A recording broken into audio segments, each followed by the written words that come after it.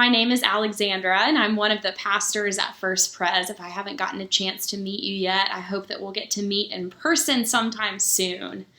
I'm really excited to be here with you for story time today, and I want to tell you a little bit about this book that we're going to read. So it's called 1, 2, 3 Church, and it's by Gail Ramsaw.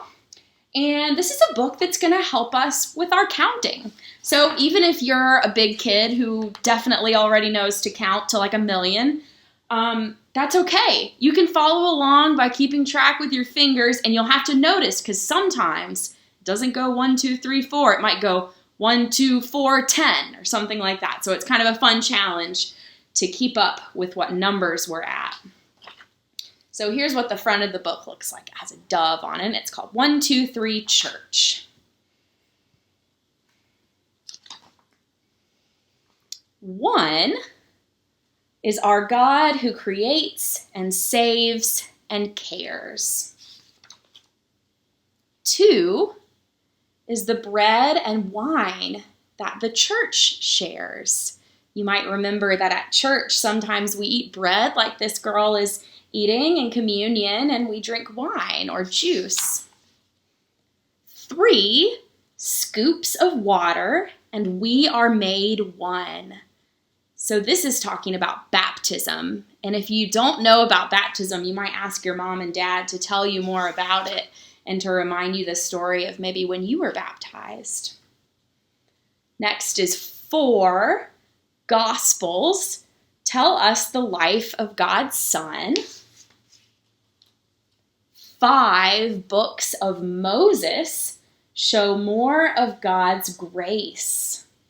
So that's about the books of the Old Testament that you might see in your children's storybook Bible.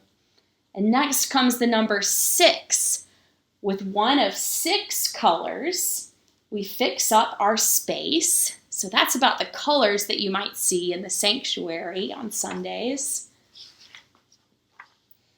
The Spirit pours 7 great gifts from above. And these kids are celebrating the birthday of the church, which is Pentecost, when the Holy Spirit comes to the church. And we're going to celebrate that in a couple of weeks. Next comes the number 8, days in Holy Week bring us God's love.